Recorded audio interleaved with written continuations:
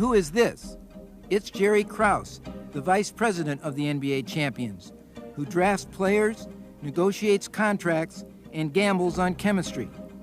As the man responsible for bringing together this most dominant, charismatic team, Krause himself is entirely unathletic and anti-charismatic. In all honesty, if you look at the guy, as far as basketball players are concerned, you tend to think, well, this guy can't know what he's talking about. Everybody knows that Jerry was not an athlete, but you know, if that were the case, if you had to be an athlete to be a good appraiser of talent, then that would mean you'd probably have to have had a whole lot of surgery performed on you to be a good surgeon. Nobody disputes Krause's nifty knack for finding big-time talent in low-bottom places. Indeed, he made his reputation as a vagabond scout, simultaneously in basketball and baseball. His discoveries include Tony La Russa, Earl Monroe, Wes Unseld, and most recently Scottie Pippen. All the while, Krause shambled about, a DeVito among the divine, a slovenly, disheveled gnome whose eating habits would later cause players to call him Crumbs. Krause's M.O. came from his passion for CIA-like secrecy, earning him another nickname ripped off the stage of a Broadway mystery, the Sleuth. Jerry had his own style, so to speak. Kind of slide in the back door and lean up against the wall and watch a game from a different perspective and slide out, not wanting anyone to know that he was there. Jerry's reputation as a sleuth or spy is underplayed, if anything. This guy has put on hats and raincoats and slid in and out of places. He wears his Bulls shirts inside out sometimes when we're on the road because he doesn't want people to know that he's, scouting for the team. I always think, why wear a Bulls shirt at all? Why don't you wear a regular shirt right side out? I'm sure that he might even believe Micheal Jordan's a secret in his own mind.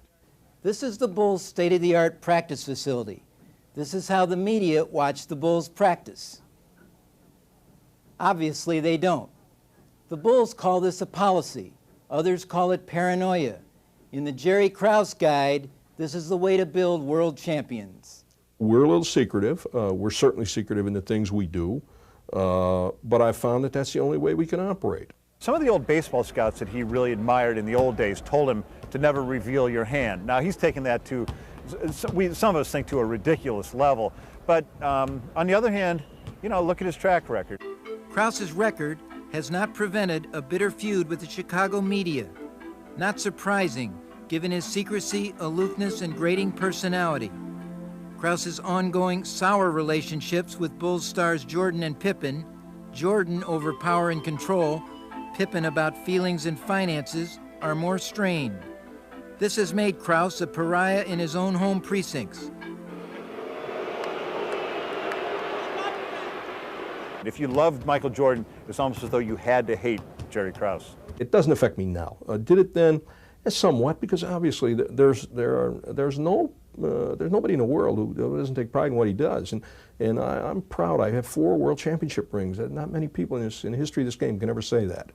Bulls championships, however, are hardly credited to Krause, but to the brilliant Jordan and to Jackson.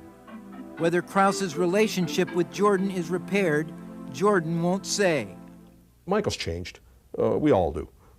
And I think he understands now that we think we know what we have to do to build this team and to keep it going. Right now, our object is to go out and play the game of basketball. His responsibility is to try to perform and prepare us for the future. And we can never take that away from him. That's his responsibility. That's Jerry Reinsdorf's responsibility. Krause's more pressing concern is Jackson. Jordan says if Jackson doesn't return next year, neither will he. Jerry started the negotiations last year with me, which was, I told him a mistake because he shouldn't get involved. General managers don't get paid what coaches get paid. It's difficult for that type of thing to go on, but because I had an agent, and this organization particularly doesn't like agents working with coaches, Jerry was forced into that role as an agent for the owner. All of Chicago may slump into deep mourning when Jordan ultimately exits stage sky high. But Krause is itching for a chance to prove himself once again, to come full circle from the ridicule to the sublime. I seem to remember some comments when Micheal retired from from Jerry that he said that his dream is to win a championship without Michael. And so obviously there's a sort of a personal challenge. And Michael himself has said, well, you're really looking forward to being without me and to trying to win without me. And I've said, Michael, that's my job. When you leave, I just can't die and roll over and leave. I've got to try and win when you're gone.